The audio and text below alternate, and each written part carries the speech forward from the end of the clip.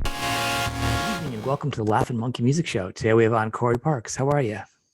Hi, I'm good. How are you? Good, good, good. I'm glad we could finally catch up. I know you've been doing a lot of different stuff. You've actually been doing a little bit of playing on the side. You've changed your career a little bit, did some extracurricular stuff, and you're still creating a lot of well, it's actually like functional art. You're making cool clothes, Sorry. right? Yeah. Yeah. I make stuff and hawk it. Yeah, pretty much. Yeah. But you Yeah. got a website. You did kind of like a Yeah. soft release of that a couple months ago, I think, right? Mhm. Yeah. I love to like make stuff, but then there's this whole other aspect to it, which is like marketing, like running the whole thing, I Yep. mean, there's, this whole world of online, there's no art to it, and I'm interested in it, but like not enough to really, put the work in that you need to put I into agree with like you. make something success. I don't want to promote the show. I just want to talk to people. uh, I don't want to promote the show. uh, Everybody makes effort into it. I just want to do the show and then just talk to people and then put it out there into the world and just, uh, but the extra effort yes. of putting it out there on top of, and I think in the internet at this point feels to me like it's a bunch of people on boxes just yelling at each other. So it's Mm, like, oh, mm, just no focus anymore, which is the mm. challenge now. How do you get yourself in that right swim lane, I guess, where people are aware of Mm. what you do. So hopefully they'll be aware a little bit tonight or today or whenever they check this out Thanks. of some Thank stuff you. you've been doing. Oh, thank you. Um, but we'll roll back a little bit. You are obviously known for being the bass player extraordinaire, and most famously from your time in Nashville Pussy.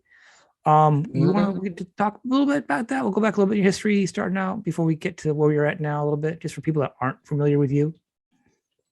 Oh, or it's so interesting now. So I'm 52, right? And now I when I'm talking to like older people, it's so Yeah. weird. And it gets to the point of like, oh, what's the name of your band? And because I play on these blues jams on Tuesday Yeah. nights, like downtown Durham at the Blue Note. And I just love it. I met so many amazing people, and these are like just, like Howlin' Wind and Dave Sword and like all the Big Tech Mike and just Yeah. like all the cool, and then you get Chuck Cotton and all these cool blues guys coming through. But they're Wow. definitely of a little bit older of a generation than myself, and and although they're cool and stuff, it's like I'm still in the South, and I just don't know. Like it's still Nashville Pussy, having the like pussy part come out of my mouth. Uh, but then everyone always laughs. And then I didn't want to follow it quickly with the Ted Nugent. I'm like, oh, you guys know Ted Nugent, it's from Double Life Gonzo. And then Yeah. then they're like, That's oh, the okay. song. Because immediately they start thinking, right. And then it's like, oh, well, okay, well, you can look us up. And then it's just like girls in bras. It's like, you Yeah, it had to doesn't be help. there. I mean, you're You like, just listen had to to the be there. music I don't first. really. Just go on and listen to the music. Go on, stream it first because you'll hear there's music there. Great band though. You got Yeah. we're a crushing band. Um, I joined the band. Wanted to join them because of the songs. Blaine sent me on a cassette tape, and it had Snake Eyes, which wasn't called Snake Eyes yet. It was just like Untitled. mhm. And then I had Eat My Dust, and I think it had 5 Minutes to Live. Those were the first three songs I heard, and it's just I'm a punk. I'm a punk rocker. Yes, I am. So that was like I loved his voice. I love those guitars, and then Ryder on top of it. You know what I mean? It's just like you hear those solos, and you're like, wait, what? That's a girl. Yeah. That girl. And Ryder, I don't believe Ryder ever got her dues. She's probably I would say she's the best female rock and roll guitar player on the planet. That's my feeling. She I'll put her up never there got. too. She was like Yeah, the I'll female put her up there Angus too. Young. Yeah. She never got her dues. Never. Never. So uh That's an phenomenal. interesting point though. That's a good point. A lot of people say that people Mhm. are underrated. I mean, that's she's underrated because like most people don't even know who she is. Not even comparing her. You just don't know, you know. And there's a difference between like, and not to take one away, not to take something away from the Yeah. other. I have a definite preference myself just because of all the elements that came into making me who I was and things that affected me or that influenced me growing up, my parents and growing up in the 70s, my dad being a drummer. But I would much rather like listen to Chuck Berry, like going wow now for literally like a minute than like somebody just like wanking and noodling super fast, even though what they're doing is technically like perfect, or and they can hit all those notes and it's just insane what they can, what they can do with all this. I spiritually just don't respond to it. I guess that's the thing. It's like on a spirit level, like it just does something that the blues and sort of more. Song. It's not a song. I had that discussion actually with somebody today. We were talking about, I'm like, you can play, you can shred it really fast. It's kind of neat to watch somebody do it. But it goes back to a song. If there's no song, you're not going to listen to it. You're not going to go back to listen to it. We're talking about the 70s. It's all about the songs. We're not going to be like, talking about a shredding solo from the 70s. You're talking about a song, and then, Joe Walsh had a ripping solo in it. Yes. But there's a song and there's content with the solo to the song. And you can sing the solo. Exactly. It's very lyrical. You can sing. Yeah, right. You can sing this. But wait, for Hotel California, did Joe Walsh not write that solo? I don't even know. Was that I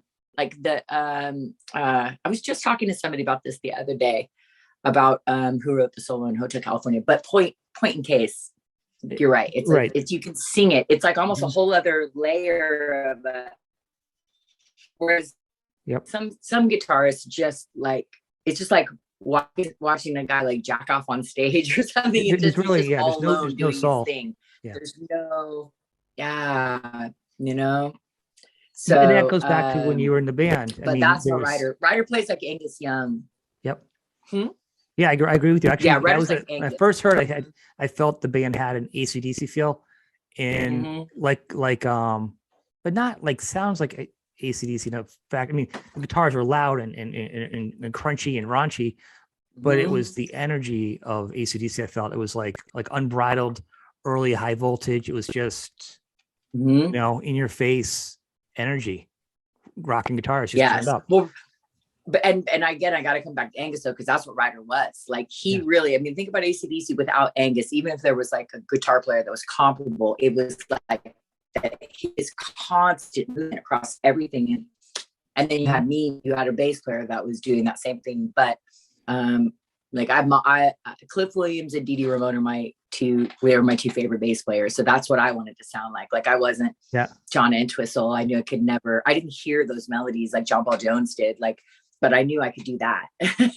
I knew I could downstroke. I could do that. I knew I could hold down the bottom end. I knew I had rhythm. I always liked to dance. So I grew up on R&B and soul music and stuff. So war and funkadelic and stuff. That's what my dad played constantly. So it was, I knew I could do that. So that's what I focused on getting good at, But I was saying, so like with your bass playing, it was for the style of the music you're playing. You have to play with the music you're playing. You can't be playing, crazy bass that it's not going to fit with the style of the band. You got to play to your band and to your style of music. So that's what the music. And it's just my favorite. It's my favorite kind of playing. You know what I mean? It's just like I don't know. It's when I got that Ampeg SVT, that late 60s SVT that I played on, I didn't pick up a bass till I was 23, and I was dating this guy. We were living together, my first guy I ever lived with, and he was a guitar player. Yeah. But he had like the best gear too. He played an old Silvertone and had like a Fender Twin Reverb. And he's an art student, like sculptor, went to the Kansas City art school, and we were living in Kansas City. But he like taught me about all the cool gear, like right off the bat, like, oh, you need to get this. And then there was a cool music store, Midtown Music in Kansas City. And so that's where we all hung out. And so we go down there. It's where I bought my first bass, and like, and I got a Fender Bassman, and like Matt helped me pick all that stuff out and talk to me about equipment and guitars and bass and things that were made in the 50s and the 60s and into the mid 70s. And, you could feel it. There's a feeling to the instruments and not just the sound and stuff. So I started off on good sounding gear, and then, I really wanted to be in his band. I pretty much started playing bass because I just was so madly in love with him, and I wanted the bass player spot opened up, and I was like, all right, let's do this, So, and then he said, the first thing you need is a bigger amp. And so he goes, well, who do you want to sound like? And I go, what do I get? And he goes, who do you want to sound like? And I said, Cliff Williams from AC/DC. And he goes, we'll find out what he plays. And so that was an Ampeg SVT, late 60s SVT. And same with Dee Dee. And I said, or Dee Dee Ramone. And they both played the same amp. They, which I thought was cool. And one of the old Ampegs from Linden, New Jersey. Yeah. So there's a factory in Linden where they were like made. I think it was maybe in the transition between when Magnavox used to own Ampeg and then they sold it to St. Louis Music Company. But these amps that came out of there just, they packed an extra punch. They were extra loud, extra sustained. They just were beautiful. So that was my first bass amp, like true right bass amp. You had well, your tone was great right out of the gate. I mean, you know, it was the time, and you learned all the right stuff, because I mean, let's face it, everyone nowadays goes back to the gear that you're talking about right now, because got the sound, the warmth. It's got, you know, that's what people want. That's what you want. And the thing is too, because I talk to girls when, I mean, you play, you if you want to learn to play, you just get something to play on for sure. But right. You want to like have your sights already on your, you know, like when I picked up that amp, it was like $1,500 back then. That was like a lot of money. And that was in the 90s. And then, I wanted to play a Fender. That was a lot of money. And then I wanted to play a Fender. So he took me out to Fly By Night Music in Neosho, which was still is like one of the best vintage places like in the country. Right. And I walked in and they had a whole wall of Fenders, of vintage Fenders, like a huge wall. And I saw this 78 cherry sunburst that was solid maple with like mother of pearl block inlays in it and stuff. And I was like, that one, you know.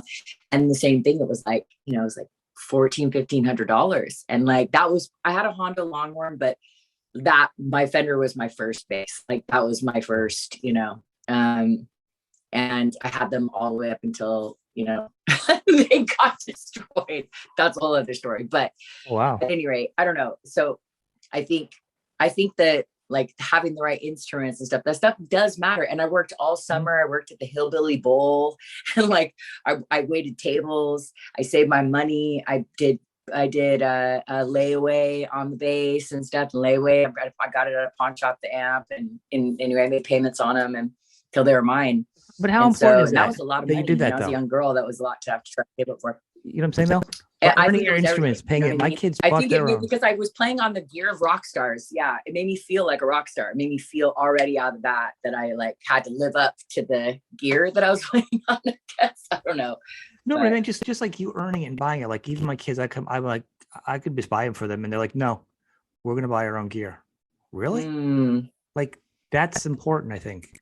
You know. Yeah. That's huge. So you doing that is like. You really just own it. It's really a commitment to something when you put that much energy into it, you know, than just being like, yeah, you know, that's your love, you know. I think it was like the first time and he was the one that breathed fire. So I got that from Matt as well. Oh, wow. He was the one that breathed fire in the band, and he's kind of a dick, and like he would never show me how to do it. But I knew what he used. I kept asking him, I was like, show me, please teach me how to do that. And he was like, no. And, but I saw what he used. I knew the type of paraffin he used. I watched him make the torches. I watched him actually physically do it. And so when we split, I was like, I'm just going to try it. And then when I went to Nashville Pussy, I was like, oh, by the way, did I tell you I know how to breathe fire? I had never breathed fire before. I had just saw him do it so many times. And I was like, I know I can do it. So hilarious. But at any rate, so thank you, Matt Jewell, for that fire and the amazing the gear lectures that I got. When was the last time you actually breathed fire? Because that's a pretty awesome little skill that you have there.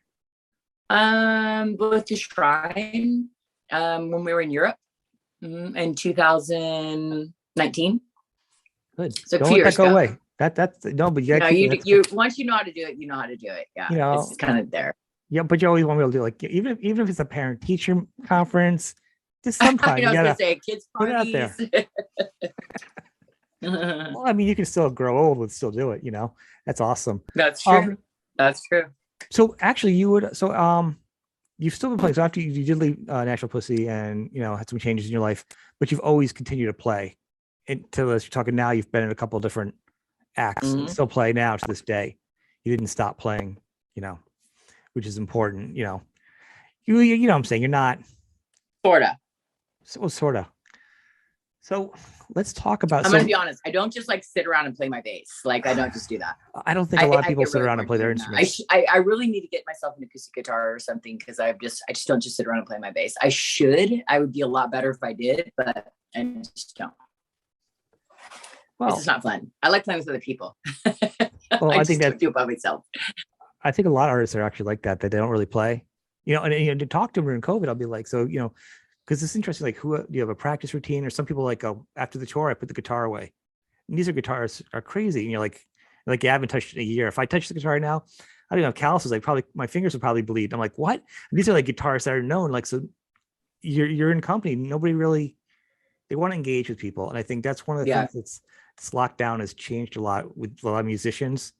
They're all losing their calluses because no one's been playing in a room with somebody, or they'll whatever.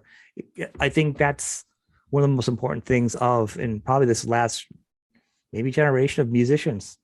That's different now, where you're not in your laptop and recording. I think that the contact you guys had, the going to see a show like Nashville Pussy or something, you see in the energy in the crowd, it's insanity. It's like a circus with music. It's it was crazy. It was like the last, because it's interesting because when I was leaving the band, so it would have been 2000, right? Like that was the last shows I played in Europe, was in like July of 2000, and that's right when the internet was like coming in and cell phones were coming in. Ryder kind of got a cell phone towards the very end, like the last couple months I was in the band, but we didn't really have we didn't have a computer, or I didn't have a phone or anything like that. It's so crazy when you think back to back then. It was just like, how did we exist without right? It's like now you leave your phone, you're like, oh my god, I don't have my phone on me. It's like I'm like a wild man. I don't bring my phone with me. I feel like I don't know who I am anymore. It's awesome. Oh my god. But that's crazy. He was towards the end of you leaving. I think it's around the time I came across you as a band, though. And I wasn't even aware that you had actually left at that point, because it wasn't like the internet was full of reliable information. Not like it is now, of course. A little sarcasm. No, but I'm saying there wasn't as much information out there. And I'm sure a lot of people always thought you were probably still in the band for the very longest time, Yeah. Afterwards. Oh, that's right. Because we hadn't really we didn't have social media. We didn't even have a Facebook account. No, but what you had the album cover, though, that was it. Oh wait, right. There was no face. I don't know if there was even Facebook. There wasn't even Facebook yet. No, wasn't there like MySpace? I didn't do MySpace. MySpace just seemed creepy. What's so funny is it's like, right. So when I moved back, so I was living at a house. This was in late part of 2000, but it was within the year that I left the band. Yeah. And I was living at this house in Silver Lake on Lucille, and it was a house that belonged to Fatty Arbuckle. Do you know who that is? Yeah. He was the silent film star who had this scandal because she was young and she died apparently, and then he was cast out of Hollywood. And so this is the mansion, or it was like a mansion. I mean, it was beautiful, and it was in Silver Lake. I rented a couple rooms there. I knew some other girls, Tony Smith, who she's now been in Amoeba for millions of years. And Tony she reminded me, and I hadn't even thought about this, was after Lemmy passed. And she said, do you remember when you brought Lemmy to the house to meet me? And I was like, no. And she goes, oh my God, Corey. She goes, I was out partying all night long. I come in, it's I'm barely laid my head down. It's 7 o'clock, 8 o'clock in the morning or something. And she said, and all of a sudden you're knocking at my door and you go, hey, Tony, just wait, she's like, I'm sleeping. Just come out for a sec. Come in the living room. Come meet me in the living room. And she goes, and then I walk out my living room. There's Lemmy sitting in my living room. You know what I mean? She's a massive Motörhead fan. And so she goes, and she had a bunch of Rottweilers, right? And one of the biggest Rottweilers named Theo. And so she said, she's like, oh my God, she's flipping out. And she said, there's nothing to drink. They've been partying all night long, nothing to drink in the house. And so Lemmy goes down to the market right down there on Sunset and Lucille. There's a liquor store. It's still there. And so he comes back with, I think a Pringles, a big thing of Maker's Mark, and Coke, and a 2-liter Coke. And she said, and so she goes, like, he comes back and gives them to her, and she comes back and she's bringing the drinks, and she goes, and when I walked in, she goes, and that's the first time that I ever saw a computer. So like, she had a computer, like an Apple computer, and I'd never seen one when I moved in. That was like my first time of like, wow, a home computer, you know. And she goes, when I walked in, you were teaching Lemmy how to Google Motörhead on the like how to Google himself. Because I kept finding, I was like using Google for the first time, and I kept showing Lemmy all these cool pictures. Yeah. I was like, oh my God, look at these amazing pictures. Like, where did you find that? Where'd you find that? I was like, on Google.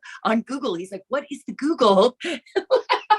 She goes, and I came in, he was feeding my, 200-pound Rottweiler Pringles, and you were showing him how to Google Lemmy and Motörhead on the internet for the first time. It was pretty funny. Awesome. So I didn't even remember that.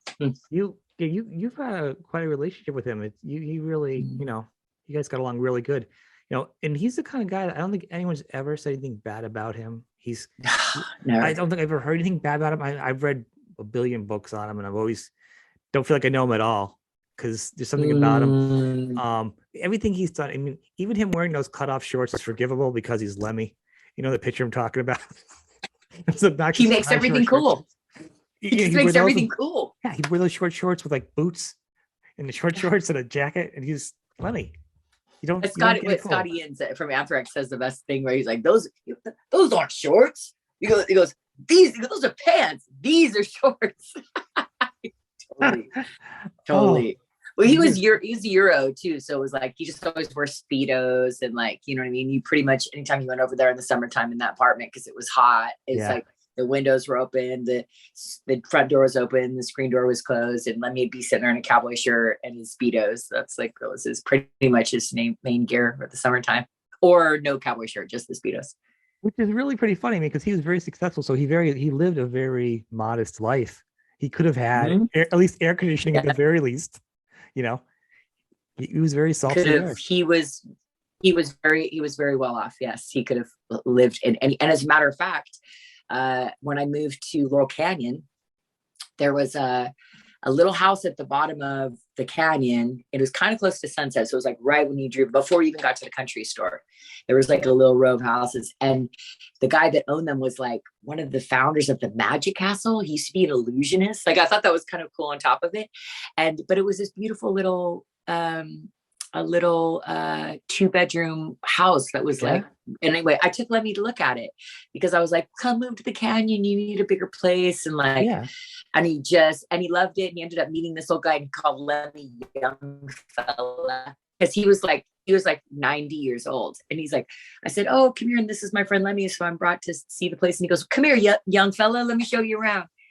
And but there was so much stuff in that place. Like, even when he did move out and they bought a condo, like literally a block away, like 1 block away, when he bought a condo, you could see his old apartment from the condo that he moved to. That's how close it was. So when he bought the new place, they still kept that apartment, because he probably also because he was paying the same rent that he, or not much more than what he paid when he got the place back. 25 years or something, 20 plus years he lived there. Same. But it was 2 rooms. It was 2 rooms. And there was just stuff like from the ground all the way up to the ceiling. I can imagine that. There was a little row. What? I mean, I can imagine he was a collector of all kind of military memorabilia. Everything. I mean, it's got to take up space like anything. That's insane. That's everything. And what overwhelmingly, I would say almost all of it, everything in that apartment were all things that were given to him by the fans. There were stuff he collected, certainly, right? But the stuff he hung on the walls, the things that he put, were all things that were given to him by the fans. Yeah, all things the fans had made for him, And you can actually even see it in the documentary when he goes around and he's talking about, like, he'll talk about the little figurine that's like not made perfectly and the legs are wobbly, and with the same reverence that he does somebody that made like this mosaic portrait that just, took like hundreds of hours to make, Yeah. an eye to be able to do that. He loved both of them equally. He loved the things that his fans made for him, and he surrounded himself with those things, you know. That's amazing. How did you end up with him becoming so close? I mean, what did that? It was written in the stars, I think, you know. It's, you know, you just meet those people that you just, you know, you lock eyes with them, and there's just a soul connection with them. And we, you know, played our first show in Athens. We only rehearsed for like 3 months, and then we played our first show. And we weren't even called Nashville Pussy. We were the flyer. I actually have the first flyer from our first show. We were called Hell's Half Acre, which was the area that the first Kentucky Fried Chicken was built. And Blaine was reading this, like, some of the biography of Kentucky Fried Chicken, Colonel Sanders or something. And we made these stickers that said Hell's Half Acre and stuff. And then we changed it on stage that night. Blaine actually walked in the door. He had been listening to Double Live Gonzo on the way. Yeah. I lived in North Carolina. Blaine Ryder lived in Nashville, and Adam, our drummer, lived in Kentucky. Wow. So when I heard they were looking for a bass player, Blaine said, we rehearse in Kentucky, which was, it's 400 miles away. So that's how far I had to get to go to practice. I drove from North Carolina to Kentucky to go jam. I didn't have a car, so I was taking bus rides, 17-hour bus rides to get there. I just showed up there I didn't even have a bass in the beginning. I think I had to hawk to my bass, but so we just jammed for like 3 months. We would go, I think, like every other weekend or just about, and then I'd stay for the weekend. And then we just, you know, we only had like 5 originals or 6 originals, 5 originals, and the rest were covers. Pretty much all the Nashville Pussy sets, if you look back over, I mean, including our records, half the record is covers. They're songs we didn't write, you know. I mean, no one ever called us a cover band, you know, ever. But pretty much half the set was almost always covers, you know. And our goal was never to try and get record deals. Our goal was to be the best live rock and roll band. We wanted to be the band that all the other bands came to see. Like, that was the goal. And we just wanted to blow everyone off the stage. So that's what we did. We just worked on perfecting our stage show. And then we played that first show, and then Blaine and Ryder's place burned down in Nashville, their apartment. So they needed to move. And they were like, are we going to do this? Let's do this. And we loved Athens. We played our first show there. So we're like, let's move to Athens. And so I went down there and I found us a house, and Section 8, it was Section 8 housing. The last house on Barber Street, at the end of the street before you got to the Dyson chicken processing plant. So it did not smell very good, but you got used to it. But we paid $600, and it was like 3,000 square feet, a 5-bedroom house. It was huge, and it sat like on acres and acres. So we could, you know, jam as long as we wanted. We got a roommate, and then we basically moved into that house. And then I started booking the band. I'm not a songwriter. And so I think that one of the things that made Nashville Pussy really successful was that, like, we all sort of worked together to whatever everyone contributed what they were good at, you know, and it's interesting because they talk about this in the program, you know, like when people go to like Al-Anon and stuff, or like relationship stuff, they always say, you know, there's 3 entities in this relationship. There's you, there's the other person, and then there's the relationship. And that's the 3rd entity. And it's the same with the business, and the same with the band. It's like the band is its own entity. It's like a person. And the only way to make it successful, to make the venture successful, is if you put the band and you put the business before everything else. All of us as individuals get on the backside. The band has to come first. And that's what we did. So, and I believe that's a huge part of why, you know, because if you would have looked at all the things that they would have said, you're never going to be as successful. Like, you couldn't promote our band. You could never get played on the radio or on the TV because our name contained one of the 7 deadlies. There was no internet, so it was just TV or radio. That was it. It is crazy to have that name. Like, how are you going to promote that name? Yeah. I mean, this is coming on the heels of like Rapture, Nirvana. And so it's like all these grunge bands and Eddie Vedders, and like, you know, our singer's like, you know, 34, short, fat, and bald. Like, you know, like, there was all these millions that and couldn't sing, really. You know what I mean? He can scream. He's got a good voice. I love Blaine's voice, but he's not like Bon Scott. You know what I mean? And we were really a punk band, you know, and we, you know, but we really like did the impossible. I really believe that it's, you know, so none of those things really matter if you got like a group of people and you guys have a singleness of purpose, you know, and you focus on that and put it first. I believe that impossible can become possible, you know. So it was a good time for you guys though too, because that was great time. a lot of the music world was breaking from the normal rock. It was a changing of the guards, you know. Well, you know, and that's like the grunge, but also like alternative. And alternative meant a lot of the bands kind of snuck in that wouldn't have done that. Like you guys snuck in under the alternative moniker, like a Primus. Some of these bands that weren't the shoegazing type, that were different, you know, got in there, you know, poppier bands that were still kind of rockier. And because everything was so different back then, and Jane's Addiction and stuff, it kind of gave you guys a little bit of room, little wiggle room to get some of that audience. Yep. That's what I came across too. It's oh really? What through? Just like through all the bands, back through all those bands, and look like who's going on, like check out the bands and whatever. And immediately it was the album cover, that famous album cover. that was Blaine. That was Blaine's concept. Yeah, Blaine's idea. Well, because nothing sells better than that kind of album cover. I mean, if you know, and I'm 51. It's like just like you, and you go back to the days of 50s. Yeah. So when you go back and you talk about album covers and songs, what'd you do when you couldn't hear a song? You went to the record store, you flip it through. Oh, that's a cool album cover. I'm gonna get this one. Didn't hear it. That's a cool album cover, right? So what are you gonna do with that generation? That's a cool album cover. I'm gonna have to hear this one. You know, that's from that generation. But you guys had the music to back it up, though, and the music kind of is the soundtrack to what you thought it would be. Yeah, I love that first record. You know, and we recorded that first album with at Egg Studios with Conrad Uno in Seattle. And that board was the original board from Stax Records. So it was like Booker T and the MGs and Wilson Pickett. Ain't No Sunshine was recorded on the same board that Nashville Pussy did, Let Them Eat Pussy. And it was all reel to, you know, half inch reel to reel. And we just did like, I think we did like two versions of each, 2 or 3 versions of each song, picked the best. And then lead guitar and vocals. We were done. We made the whole record in like 5 days, you know, less than 5 days. Mixed it from the road while we were in Canada.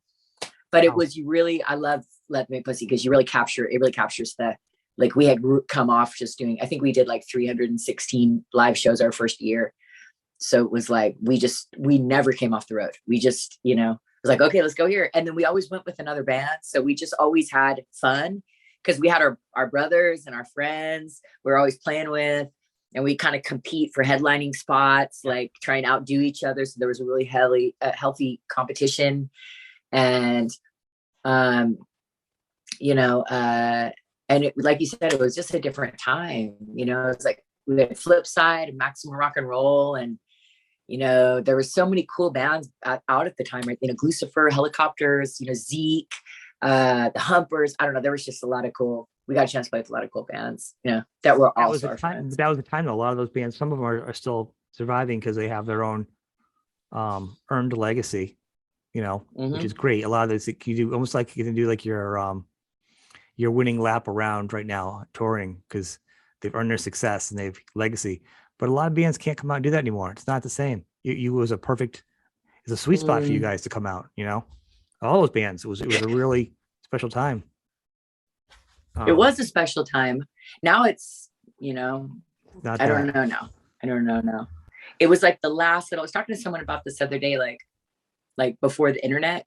You know, it's like when you wanted to know about something, you know, you were like interested in something, like you said, you go down to the record store and you'd be flipping through the records, like looking at the covers, right? It's like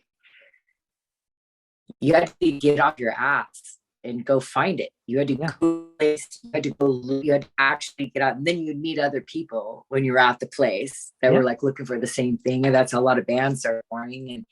And making copies of tapes of each other. Hey, check it out. You don't have to do anything. No, it's a click. Yep.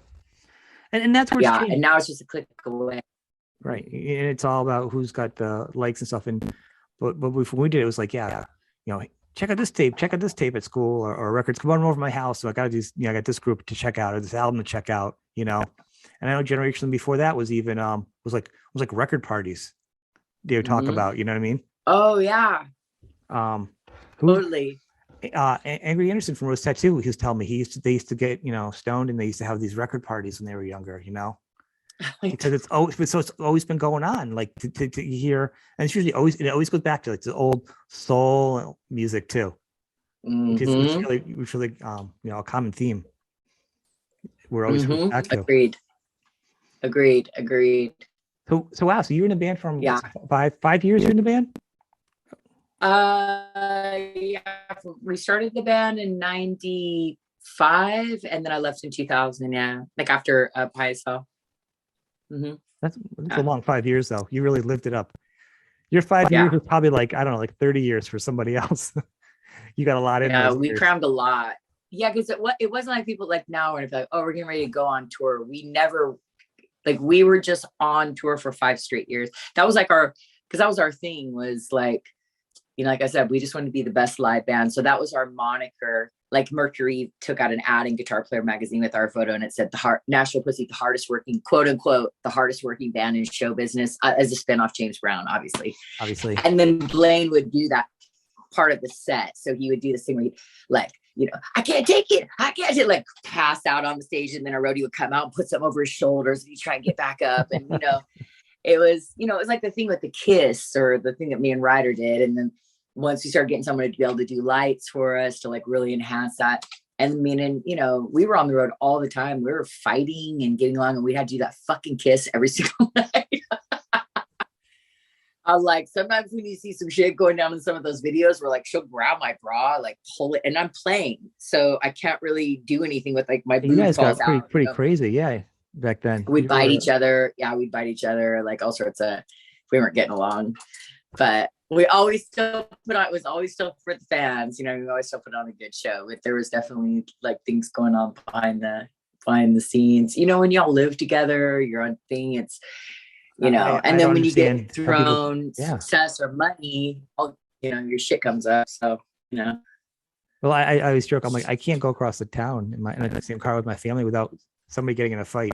I couldn't imagine being on a tour in a van with 4 personalities, with success and or drugs, or just being tired or not having money, and then just being trapped in, in a little metal box. Yeah. Well, we had 2 at that point. I think like pretty quickly, like I would say after like maybe the first year, when we bought that second van, like maybe year 2, we bought our second van.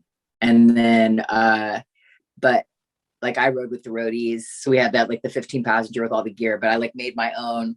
I like to drive. I'm a driver, I like to drive.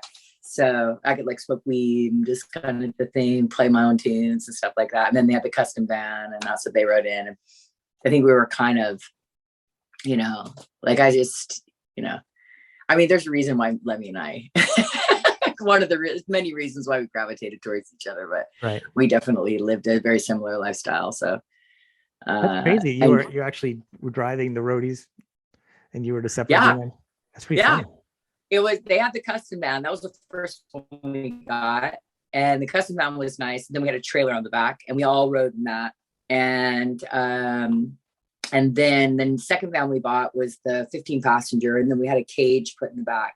And then my husband at the time, and then some of the roadies, like he brought some guys from Indiana and his buddies, and they were all roadies, and my was a roadie. So they built the back so that I could have my own little, like they made me a bed that had like a lock on it. I could put my shit under there, and I wouldn't have to worry about anybody stealing it. And I had my own TV and like a VCR, because I don't think we even had DVDs yet. Did we even have DVDs? Was it all still VCRs? I don't even remember. Yeah. But yeah, so I have my own little jam in there. So, but yeah. That's pretty funny. It's pretty awesome. So you did that for 5 years, and then you left, and then you took some time. What did you do in the downtime when you left? Did you kind of? Well, when I left, I got sober. I was my husband, who was also one of our roadies, died, and I was using a lot of drugs, and I'm not always like use drugs. I needed to get my shit together. I needed to, do some healing and stuff. So I I moved to LA, and then that's when I kind of started my journey in doing that. And the first job I had, I was working at a restaurant called Le Doux Cafe, Mhm. and it was owned by this woman, Michelle Lemay, and her husband's this guy named Rick Owens, and her, they've been together a long time, but it was like they lived across the street, Yeah. and so I was the hostess there. But like unbeknownst to me, so it's basically like a big craftsman house that they just dropped in a parking lot on Hollywood Boulevard. So kind of unbeknownst to me, like Michelle was kind of a big deal, like in the fashion world, and she's friends with like everyone from like, Jean-Paul Gaultier to, Oh, wow. there's like on any given night there'd be like Al Pacino, Robert De Niro. Monday nights were like the tits night. There's always paparazzi out there, Puffy, like all these people, and I was basically the person who worked the door. But what's interesting was I was like, when I got that job, just coming off the telling Nashville Pussy. And at that time, Right. I actually was living in a sober living. Like Music Cares was like taking care of me, and they put me in a sober living. I went to treatment for like 30 days. I went to sober living and had this old white 70 Cadillac Coupe de Ville. And I got this job at Ledoux. And I remember calling them because like, and it was just my ego or whatever. But it was like, first I was going through this thing of like, fuck, I was the bass player in Nashville Pussy. And like, who the fuck am I now? Like now I'm just Corey, and now I'm a hostess, Right. and now I'm sitting people for dinner that I was sitting next to at the Grammys the year before.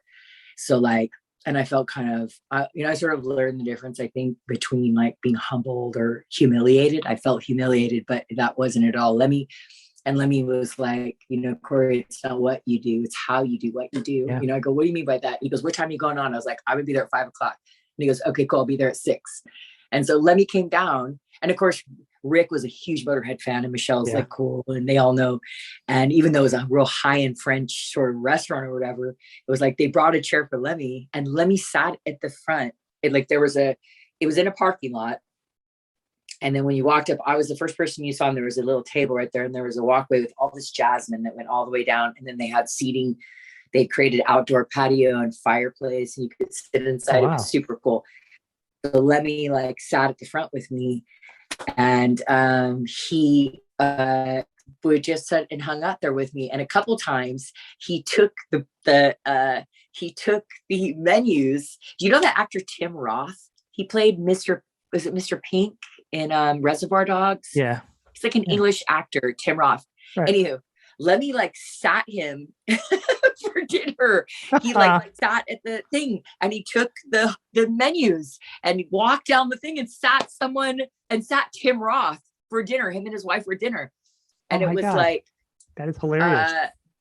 And so, and then he would just kind of come and hang out there with me. And then it was, he, like made it cool. He made it cool. That's a great story. Like, see, like he can't be any cooler than he already is. You hear that? I mean, he's the best. Yeah, he was the best.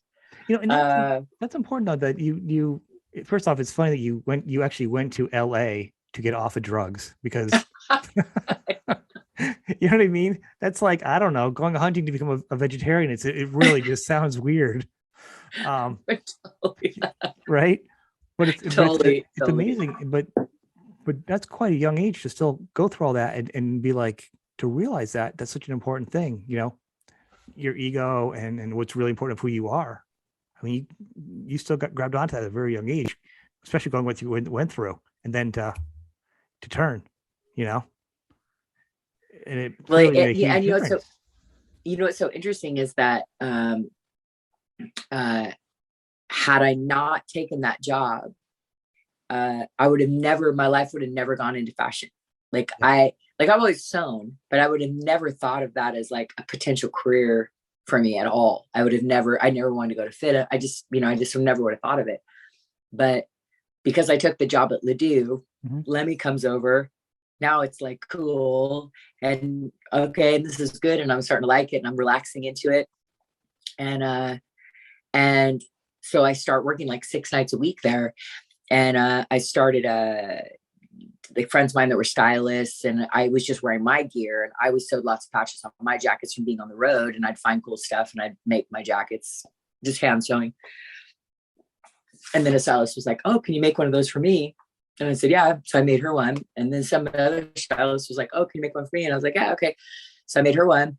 And then I was just sitting at the front, And because Michelle, the owner, was cool, she let me like sew while I was sitting. It was slow. And then the owner of Maxfield, which is like, it's like the biggest boutique in LA, pretty much, is like Gucci. They sell Gucci, all coat couture there and stuff. Yeah. But Tommy Purse walks in and he's like friends with the owner of the restaurant. And then she said, he's like, what are you doing? What are you making? And I was like, oh, I make these jackets for my friends. He's like, oh, well, he like called his buyer right there and was like, can you come down and see us tomorrow and bring some samples? And I brought the only two I made. And then I ended up, they ordered a bunch of stuff and I was in the store for 10 years. I sold exclusively there for like 10 years. It was crazy. And I got all these clients from them, like Lenny Kravitz. My whole career started as a result of being at Maxwell. And so had I not taken the job, so I always tell this to when I meet young girls and stuff, and especially when I was on the Shrine, out with the Shrine and stuff, and I got a chance to actually be around like the public again. And I met their young band and I was meeting all these young girls and we were sitting outside talking and stuff. And it was like, anytime I hear any young girl and they're telling me like, oh, I don't want to do this. Like, I know I'm better. I know I can do more with my life, and I always just feel like it, like that, it's such a good lesson that, when the universe hands us something, it may not look the way that we want it in our minds, that we want it to look like it might feel like we're settling for something. It might feel like it's almost like the ego comes in and tells you all these things, but you have no idea that just by saying yes, when you're like needing something, at the time I needed money, I needed a job. That's the truth of the matter. I needed money. And it was like, by saying yes, it's like you just open yourself up. Yes opens up possibilities for you. Yes opens up things being able to start coming to you. Had I not opened myself up to that, and I not like right-sized myself of like, just kind of be a worker among workers instead of having to be sober too, like up on so you were really firing on all cylinders. Yeah. So, but that ended up starting a whole new career for me as a result of working at like taking that job, so. Which is amazing. I love your stuff. I really have loved it. It's pretty cool. Oh, thanks. Thank you. So actually people can also check that while we're referencing it. Oops. A lot of the stuff is, you have a lot of items on your website too. So people can still get their hands on some of your work. I have a bunch of, do you see my, you see all those shirts right there? Yes. I have to literally, you don't even know.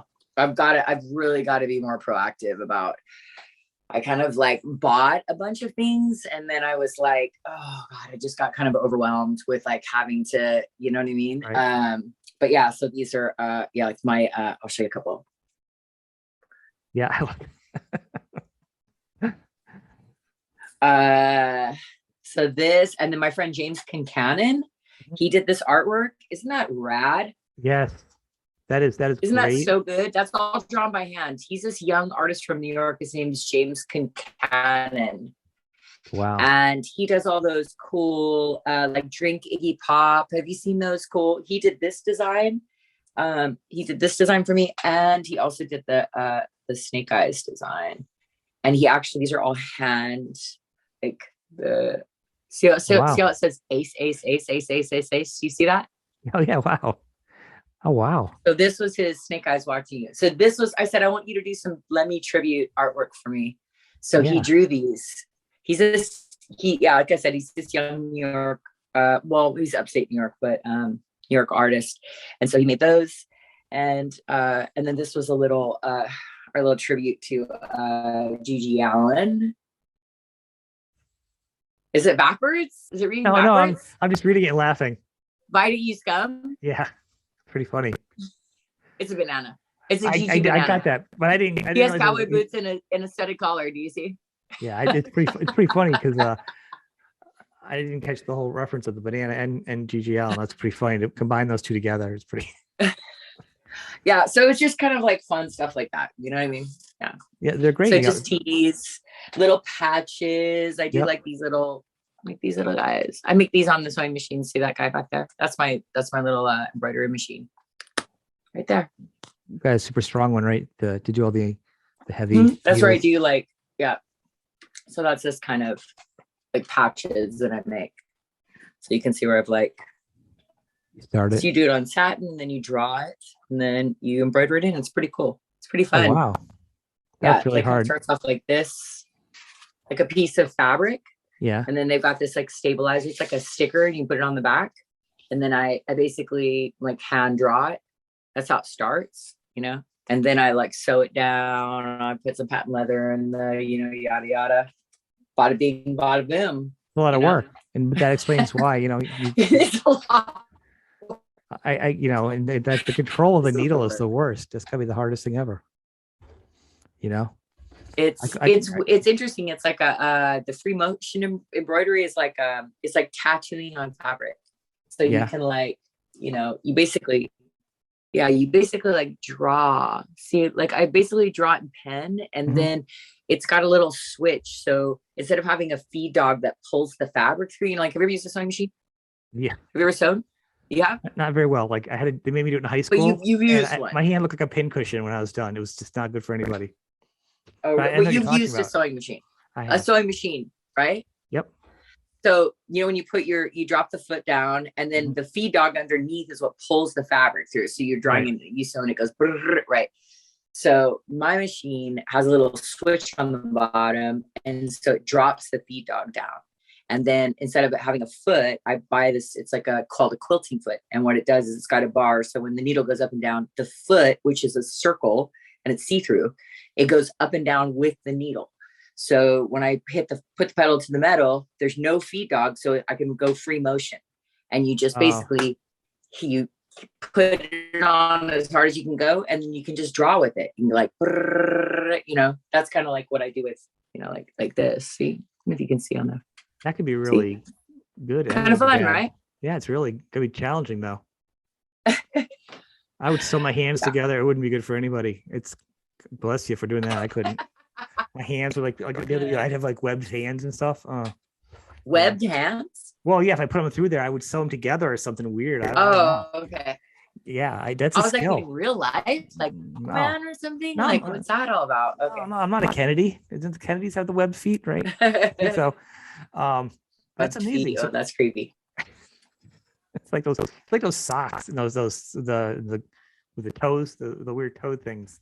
That's when you get weird. Ooh. You know what I'm talking about? Yeah, that is weird. Those are weird. Well, they have shoes like that now too that have like the rubber on the bottom and they're like each individual toe goes in. I don't need to see that. I think well, none of us need to see that. No, whoever invented that, it's gotta be like a serial killer or something. They're a monster. Yeah, I agree. And they need a throat punch because that's the worst. So that's actually right. So people are paying attention. So you're doing that right now. And you're still jamming and playing out. You are super mom. You are totally involved in every aspect of your kid's life, 120%.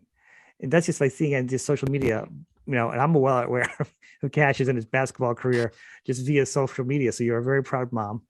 And you've also started something else this year, last year, we first started talking, that you've accomplished. Gardening? Yes. And in your program you got invited into? That's really since COVID, but like that's when I jumped in full blown. Yeah.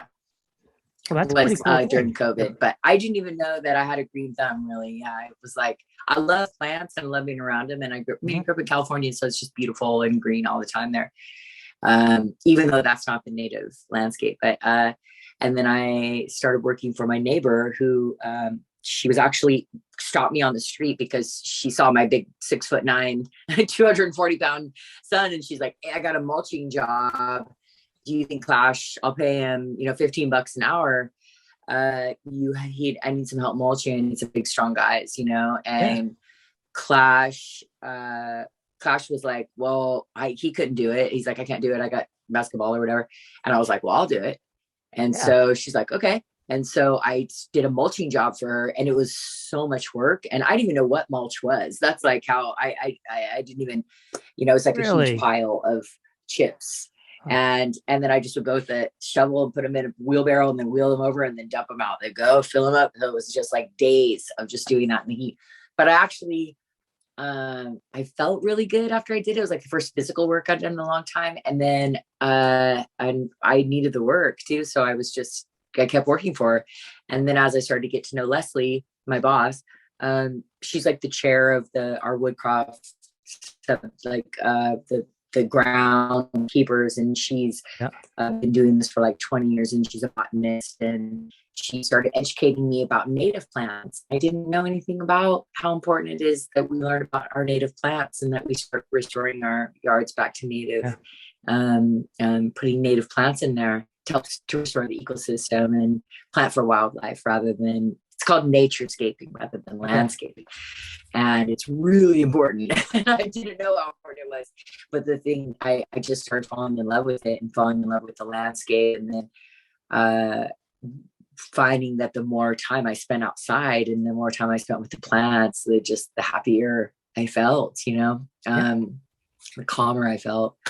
And it felt like I had purpose. I felt like I had a purpose, like for the first time in a long time, And so then I did I completed the Master Gardener. I entered the Master Gardener program, the Master Gardener Extension Cooperative program. So it's through NC State here. And it's really cool though. So if anybody that's watching, so if you love gardening, okay, so every single state in the United States has a Master Gardener Cooperative Extension program. It runs through the university in the state that has the land grant. So every state has land grants that are given, so they're by the federal government, right? So ours is NC State. And so what they do is they offer these programs, and they started them in the 70s, and it's called the Master Gardener Extension Program. And so they basically train members of the public to do community service and help the public and help educate the public about different ways of sustainable gardening and and you answer questions, you work with the public. And so they basically are like, we'll give you a loose degree and you are going to perform community service hours. And in order to certify every year, you have to perform 40 hours a year of community service. Most of us do a lot more than that. I'm already at 40 hours and it has just since January. So, and it's pretty cool. So you're connected to, there's 83,000 master gardeners in 51 states that perform 8 million hours of community service a year. It's the largest nonprofit in the United States. Isn't that cool? That. It's awesome. And anyone really can awesome. serve it. And so it's so cool because once you become a master gardener, it's like you meet all the master gardeners and everyone knows each other, even from different states and stuff. And you get access to all these like lectures at the university. You guys have any secret handshakes? You just are connected to this. I wish we did. We need them though. Yes, we need some. I'm on the orchard team right now at the Briggs Community Garden. So I'm learning how to grow, to propagate, grow, and take care of small fruit trees. So we're doing pears, plums, apples, peaches, pawpaws, elderberries, persimmons, and I'm forgetting something I can't think of. A blackberry. I think it's great. That's not true. I wanted. I don't know if I can do bees on my property, so I got to find out about that. I actually did a bee course, like not course, but online. You'd be surprised. You'd be very surprised. So I'm in bee school right now. I got a grant from the Master Gardener. So yeah, anytime you want to do anything like that, they just basically give you're able to get in and learn. That was just, there was a message coming in loud and clear. I don't know what times we're heading into, but like people that know how to, that know how to live a sustainable lifestyle and can grow food and stuff, it's incredible. It's a good thing to do. But just helping the environment just on its own and doing this is like, it's just like with bees, I'm like, all right. And they're a thing at work and they're like, I've been thinking about bees for a while, and some program, and they sent me a little bee box and do like the little, the Mason bees, like the little bee home, right? Like a bee hostel. So that's my entry. It's my gateway drug into bees. And I got that. I put it together and I hung it up and been trying to do the courses and going online and listening. I got to figure out though if I can have them on my property. Do you have a HOA? I have do I have a what? An HOA? Homeowners Association? No. Do you live in any kind of like HOA? No. I have a house, just regular house. I have a little under an acre. It's just, I don't know I think I can, but my only concern I'll bet you can. Because people even in HOA, which have really strict rules, about you can't have vegetables growing in your front yard. Most of them don't even allow raised beds where people can see them from view of the street. Yep. Because the people that do the bee school, it's the Durham County Beekeepers Association. So one of the main guys for Durham County, he lives in Woodcroft, lives in my subdivision, and he's got he keeps bees. And so, because I was like, man, they're really strict here. And he's like, yeah, but it's really not a, you absolutely could do it. Like, what I'm learning is that I'm so blown away at how many people can keep bees. Really? I think bees in like pretty small areas. People are keeping them on their roofs in downtown Durham right now. But and the bees are finding safety though too. Like I'm like, all right, because you don't want them too close. Like I have a pool, so I don't want to put them too close to the pool because of water. So you got their own waterway, and they have their own clear pathways to go. Mm-hmm. And I'm like, where can I put it? I have a good sized yard, but I'm like, where can I put it where it's not going to be? The kids are going to come over and mess with them. Like I want to make sure the bees are safe. You know what I mean? It's it's a concern that nobody messes. Well, the Mark had I worked on Waller Family Farm. It's like a strawberry farm. And Mark kept the bees and I'm talking, I was working there like 6 days a week. I want to say we had 100, we probably had 700 people coming through there a week at least. And those bees were like 20 feet away. And he had like probably 3 or 4 or 5 hives, like a lot of bees, because they made their own honey and sold. I mean, they had their own honey and they sold their own honey off the farm there. And they were really close. Nobody messed with them. People walk right by those beehives. It was just like, it was like the structure, like a not even a barn. It was like a small barn. And then the hives were right behind it. And people walk right past that all the time. No, the bees didn't bother anybody. This has been a bonus. Not just rock and roll. This is rock and gardening. This has been awesome. Cool. Good bee talk. I love to talk bees. Never get to talk about bees with anybody too. So I love it. It's been fantastic. I want to thank you for taking the time today. I want people to check out all of your stuff, your links. Well, thanks for having me. I appreciate it. And thanks for being so patient. I know it's been like a minute to like get this whole thing together, but I appreciate it. You being